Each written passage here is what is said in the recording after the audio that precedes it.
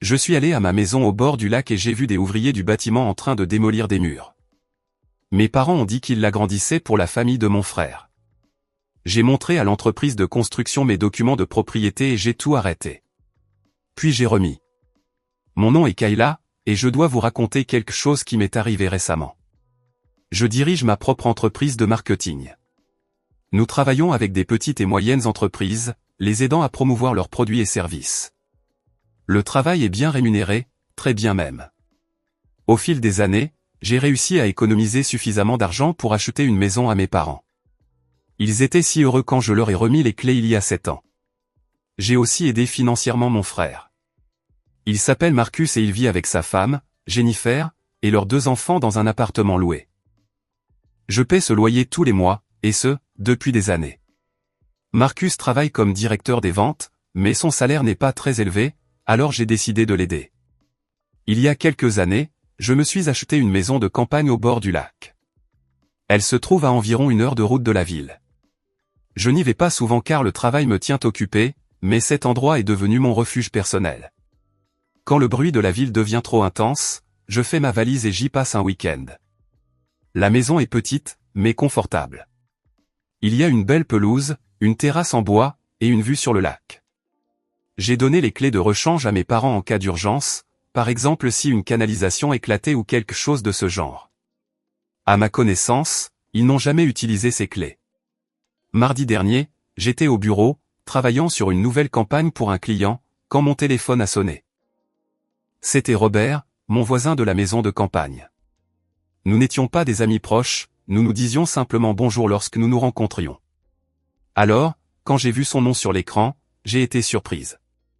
« Salut, Kayla, je voulais vérifier quelque chose avec toi, » a dit Robert. « Bien sûr, qu'est-ce qu'il y a? As-tu vendu ta maison, ou fais-tu des rénovations là-bas ?»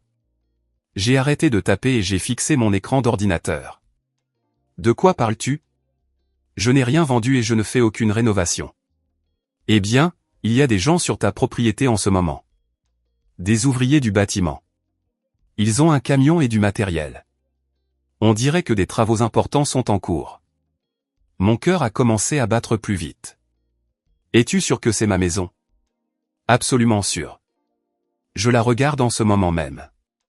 Tu veux que je t'envoie une photo? Oui, s'il te plaît, envoie-la immédiatement. 1 minute plus tard, mon téléphone a vibré. J'ai ouvert la photo et j'ai senti mon estomac se tordre.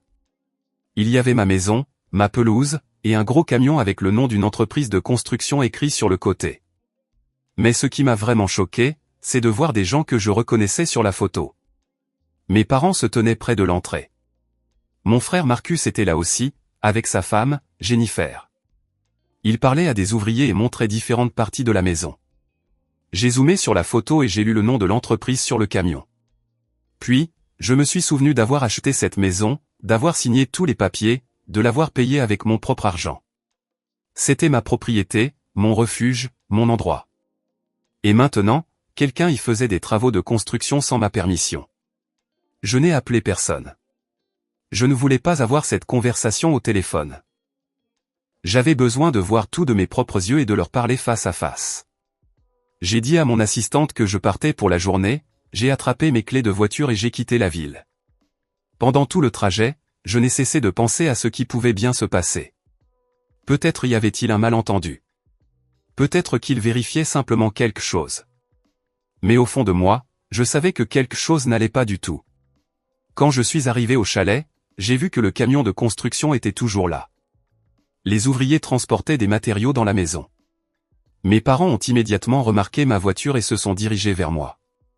Ma mère souriait. Mon père avait l'air calme. Ils agissaient comme si tout était parfaitement normal. Je suis sorti de la voiture et je leur ai demandé directement, « Qu'est-ce que tout ça? Qu'est-ce qui se passe ici ?» Ma mère a répondu en premier, toujours souriante. « Oh, chérie. Nous avons décidé de faire quelques rénovations dans la maison. Nous l'agrandissons un peu. Une fois que tout sera terminé, Marcus et Jennifer et les enfants emménageront ici. » J'ai regardé mon père. Il a acquiescé. Oui, ce chalet est trop petit pour une famille avec des enfants, alors nous avons décidé de l'agrandir. Nous ajoutons une autre pièce et nous agrandissons le salon. Je n'arrivais pas à croire ce que j'entendais. Ils parlaient si désinvolture, comme s'ils me racontaient leur plan pour le dîner, pas qu'ils étaient en train de détruire ma propriété. J'ai couru devant eux, à l'intérieur de la maison.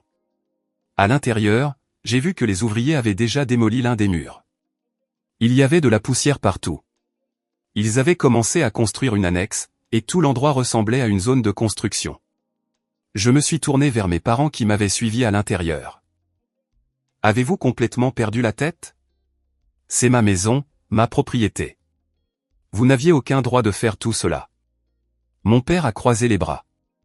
Nous n'avons pas besoin de demander ta permission. Nous sommes une famille, et tu nous as donné les clés de rechange de cette maison toi-même. Avant que je ne puisse répondre, Marcus est entré. Il avait l'air agacé, comme si c'était moi qui causais des problèmes. Kayla, arrête d'être si dramatique. Tu as déjà un grand appartement cher au centre-ville. De plus, tu possèdes une entreprise et tu gagnes beaucoup d'argent. Cette situation est injuste. Je suis forcé de vivre avec ma femme et mes enfants dans des appartements loués pendant que tu as plusieurs propriétés. Je suis resté là à les regarder tous, mes parents, mon frère, les gens que j'avais aidés pendant des années, les gens que j'avais soutenus financièrement. Et maintenant, ils se tenaient dans ma maison, défendant leur décision de me la prendre sans même demander. J'ai senti la colère monter en moi, mais je savais que si je commençais à crier, rien de bon n'en sortirait. Alors, je suis sorti silencieusement, je suis monté dans ma voiture et je suis parti. Je pouvais les voir dans mon rétroviseur, debout là, pensant probablement que je me calmerais et accepterais leur plan. Mais ils se trompaient énormément. Je suis rentré en ville, mais je ne suis pas allé chez moi. J'étais trop en colère pour rester assise et ne rien faire. J'avais besoin d'agir immédiatement. Je me suis arrêté dans un café, j'ai ouvert mon ordinateur portable et j'ai recherché l'entreprise de construction dont j'avais vu le nom sur ce camion. J'ai trouvé leur site web et l'adresse de leur bureau. Ce n'était pas loin de là où j'étais. J'ai attrapé ma tablette où je gardais des copies numériques de tous mes documents importants, y compris l'acte de propriété de la maison de campagne, et je me suis rendu directement à leur bureau. Le bureau de l'entreprise de construction se trouvait dans un petit centre d'affaires. Je suis entré et j'ai demandé à la réceptionniste à voir le directeur. Elle a dit qu'il était occupé, mais je lui ai dit que c'était urgent et que cela concernait leur projet actuel sur ma propriété. Elle a passé un appel téléphonique et 5 minutes plus tard, j'étais assise dans le bureau du directeur. C'était un homme d'âge moyen aux cheveux gris.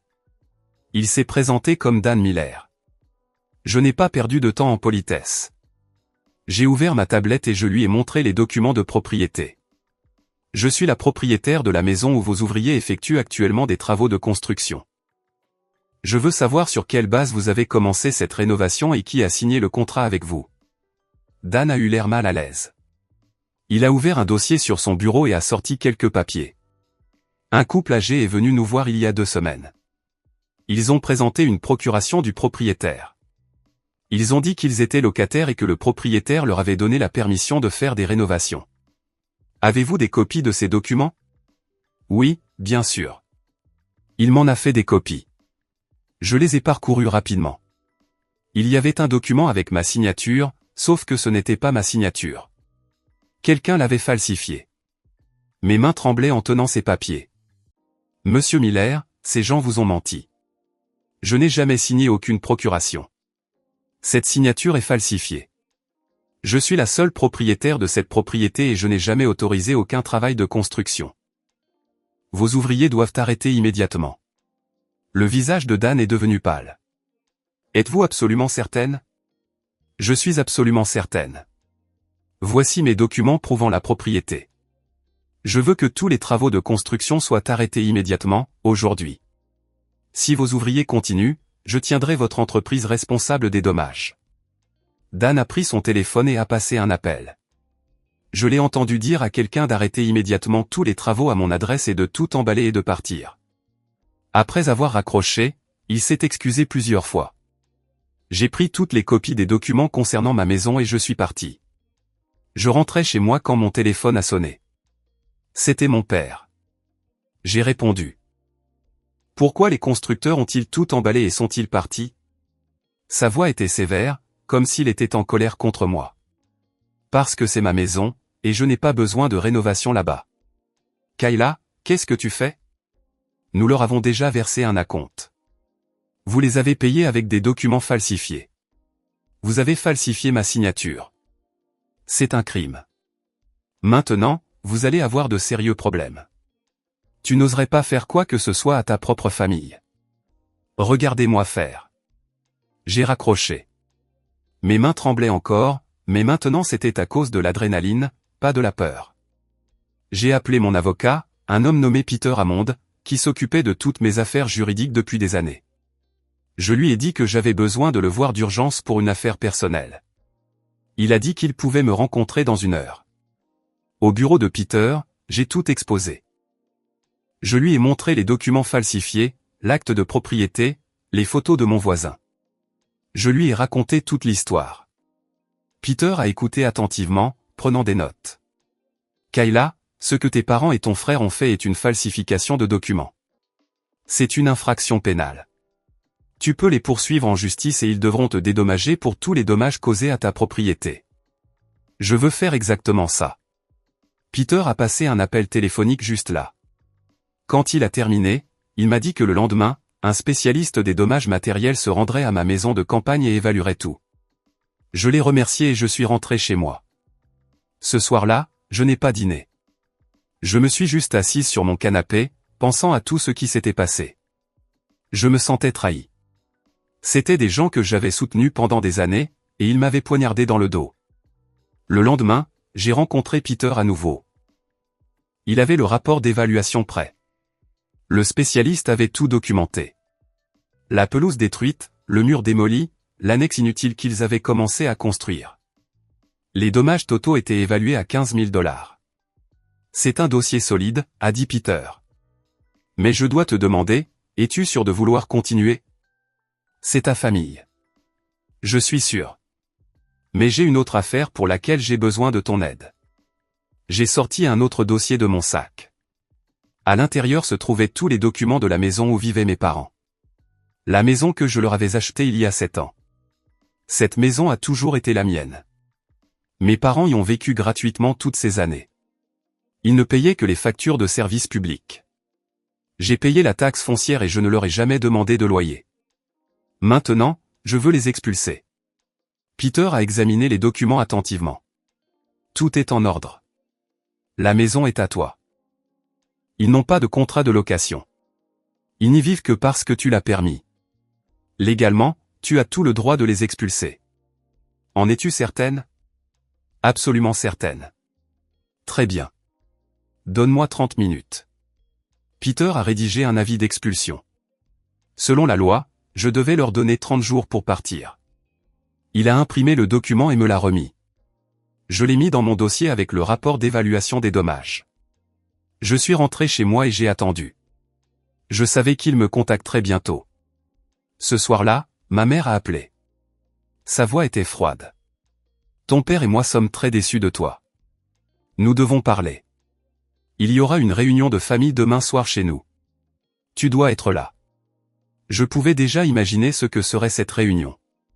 Ils seraient tous assis là et essaieraient de me faire honte, de me faire sentir coupable. Ils me feraient pression pour que j'oublie tout et que je les laisse avoir la maison. Mais j'avais d'autres plans. Je serai là, ai-je dit. Bien. Et Kayla, tu dois te comporter correctement et raisonnablement demain. Ne t'inquiète pas, je le ferai. J'ai raccroché et j'ai même souri. Ils pensaient qu'ils me feraient la morale et que je reculerais. Ils n'avaient aucune idée de ce que j'apportais à leur réunion. J'ai passé le reste de la soirée à me préparer.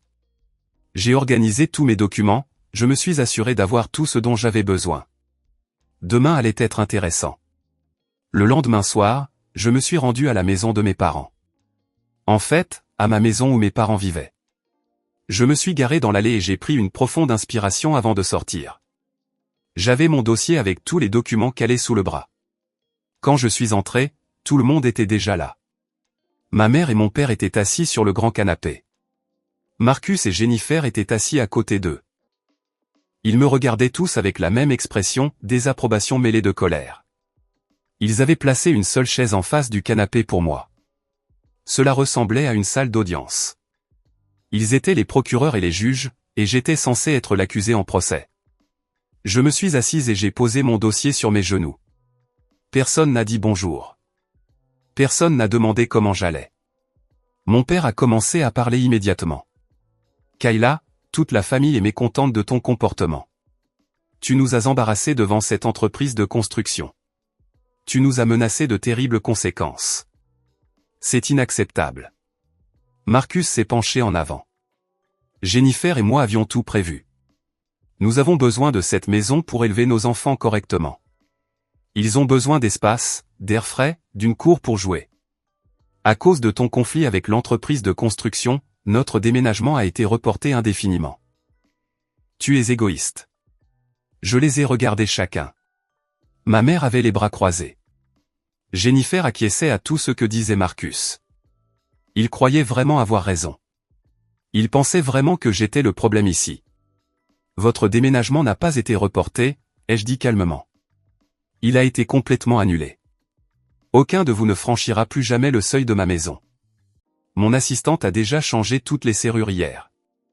Ma mère a eu un hoquet. Le visage de mon père est devenu rouge. Marcus s'est levé.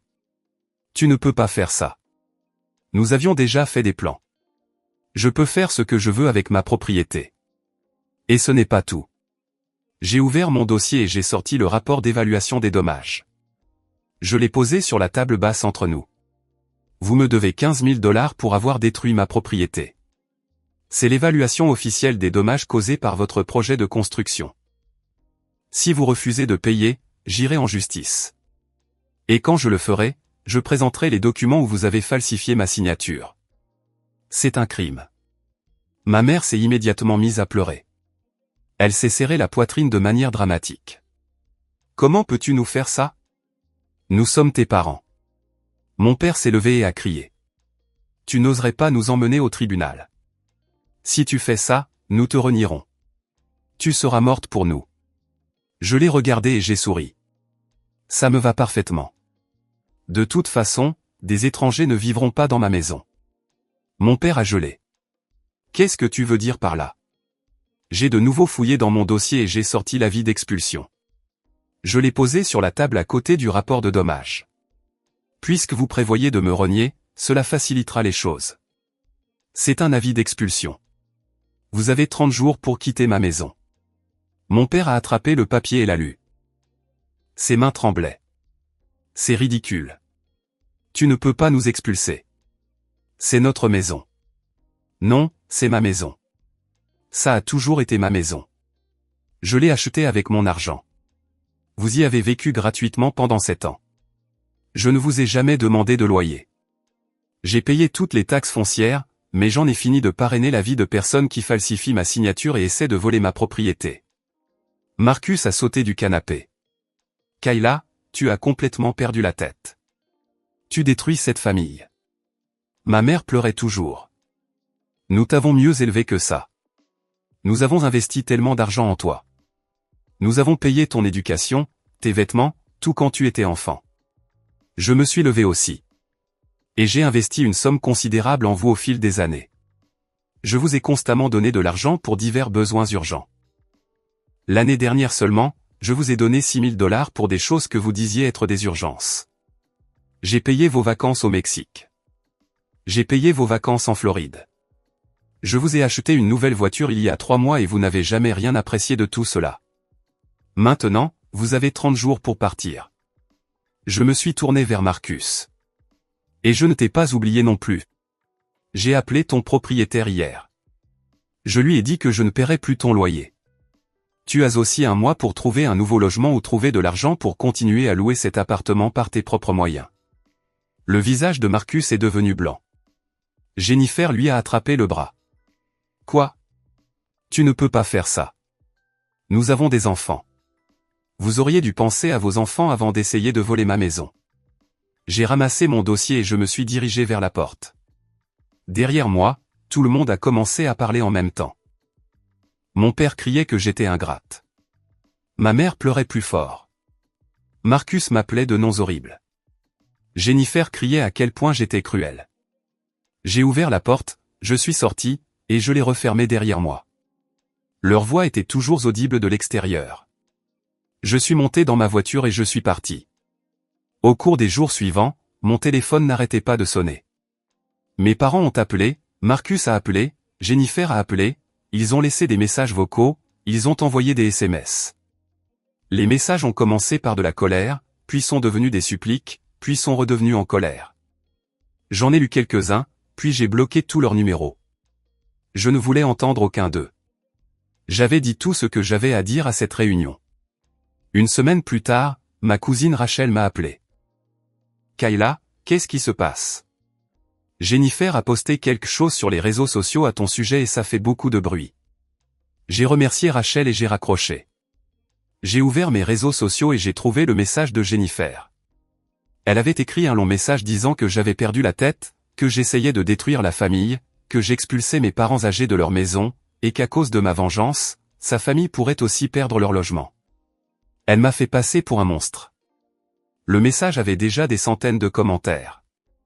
La plupart venaient de personnes que je ne connaissais pas et ils me traitaient de choses horribles. J'ai parcouru les commentaires.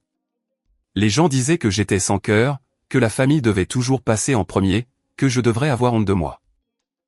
Certaines personnes disaient que je méritais d'être seul pour le reste de ma vie. Mais je n'allais pas rester silencieuse et les laisser contrôler le récit. J'ai écrit mon propre commentaire sous le message de Jennifer.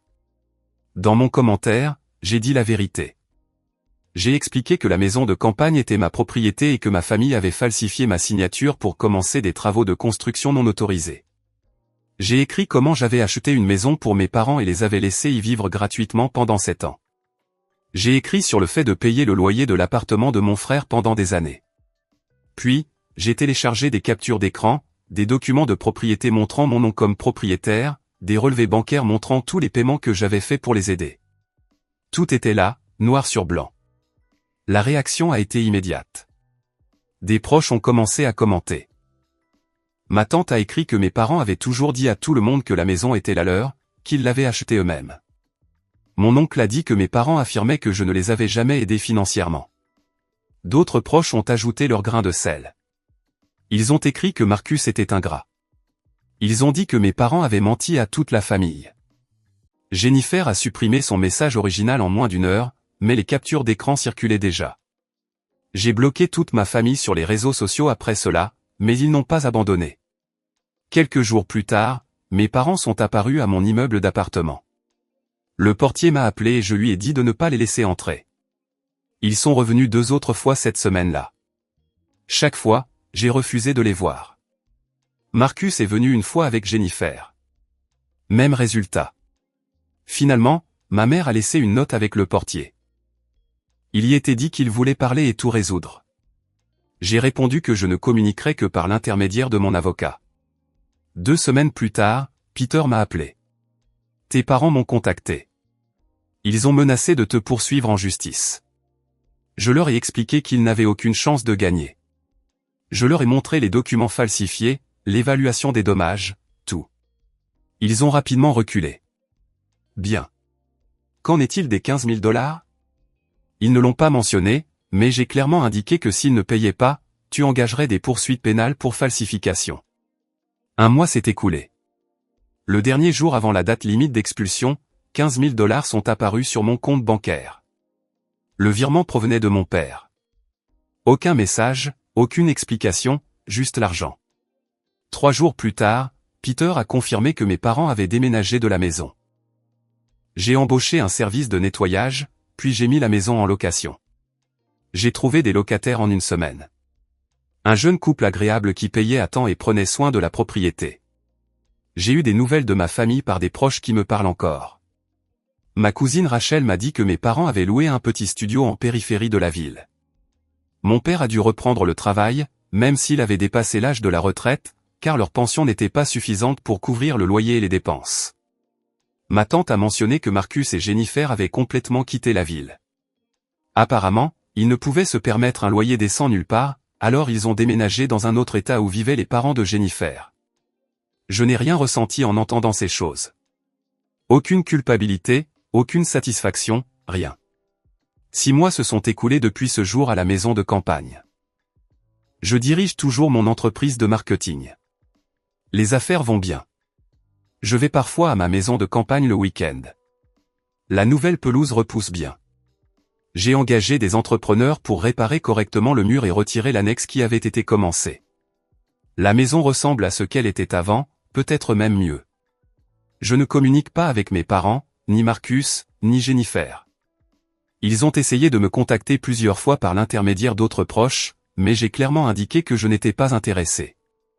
Certains membres de la famille pensent que je suis allé trop loin.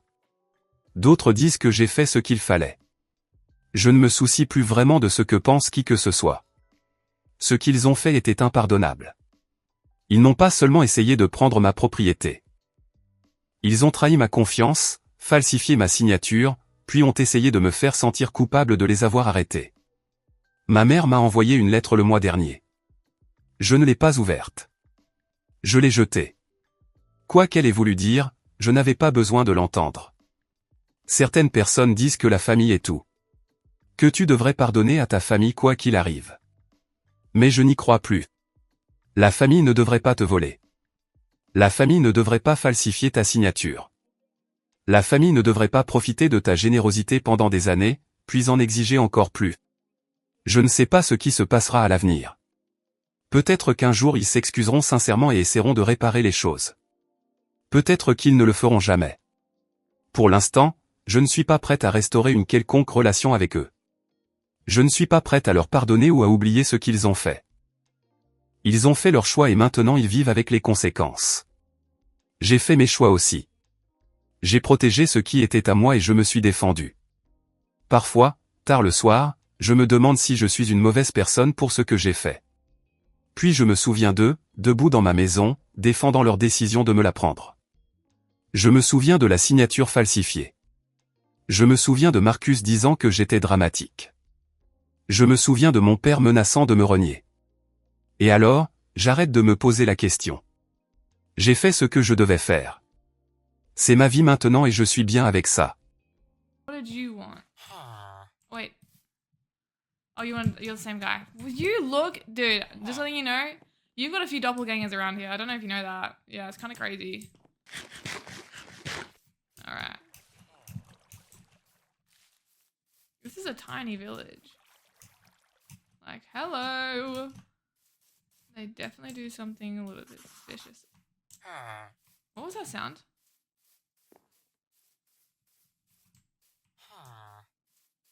Oh, it was this guy. Oh, he's doing some drawings. Sorry, bro. You scared me a little bit.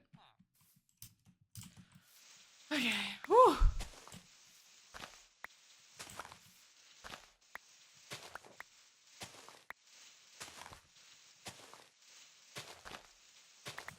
I kind of want to, like, steal all their crops and then trade with them and then get all their emeralds, but it feels kind of wrong. Oh.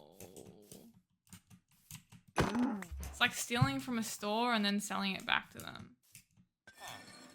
Yo, bro. It just so happens I have the exact things you just lost. Don't even— Whoa! Okay, I want to go down here. Okay. That is awesome. Oh, wait, I'm full. Oh, also, how's this bundle stuff? I've never used one of these before. Oh! I didn't mean to do that. Oh! What the hell? I can hold... What? So, I'm gonna do that. Do that. Full? Why did I just put my pants in there? My pants aren't that big. Jesus. What? What is the point of having a bundle if you only fit one pair of pants in them? Like, the hell? I have too much stuff. I'm using your chest. I'm using your chest. Okay. You can go, you can go, you can go. You can go, you can go. You can go, you can go. You can definitely go, you can go, you can go. And you can go, and you can go. You can go. You can go. Why the hell? When did I get a door? What the hell? You can go in there. Okay. Oh, goodness. What did you want? 7 emeralds. Oh my god. Oh my god. Why the hell was he that close to me?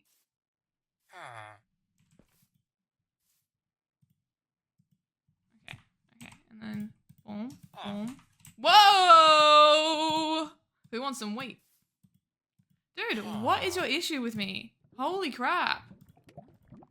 Genuinely, like, he wants me or something. I don't know. Kind of annoying. Okay. Singular carrot. Need that. Alright, let's just go for it. I'm going mining. Oh, why is it just like the biggest dip ever? That's like not even fun. Okay, this is what I'm talking about. Did this go down? Yes. Oh no, okay, it doesn't. Oh, okay. Okay, no, I don't want to do that. Woo! I wish I could do this in real life.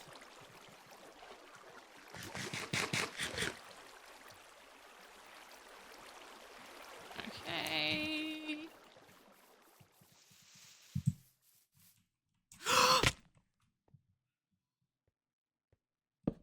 No, no. Hey, bro, there's nothing to see here. You can't even get to me, can you? You can't. Oh my god, oh my god, oh my god, oh my god, oh my god. No, this is scary. Where did he go?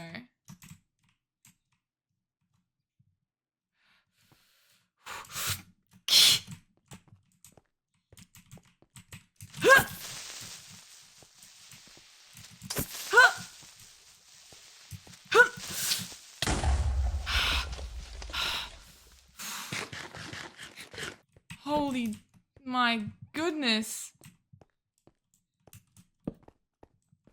Oh, there's literally nothing here. What? Can I put a torch down? Jesus.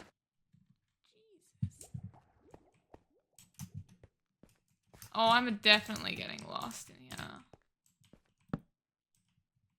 Oh my gosh, there's too much going on.